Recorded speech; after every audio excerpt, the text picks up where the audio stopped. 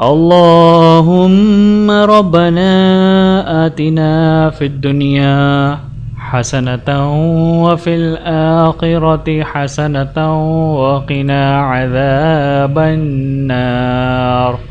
اللهم ربنا لا تزغ قلوبنا بعد إذ هديتنا وهب لنا من لدنك رحمة إنك أنت الوهاب. اللهم ربنا إنك جامع الناس ليوم لا ريب فيه إن الله لا يخلف الميعاد. اللهم رب اجعلني مقيم الصلاة ومن ذريتي ربنا وتقبل دعاء.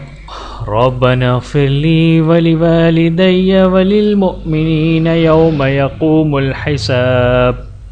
رب اشرح لي صدري ويسر لي أمري واحلل عقدة من لساني يفقه قولي.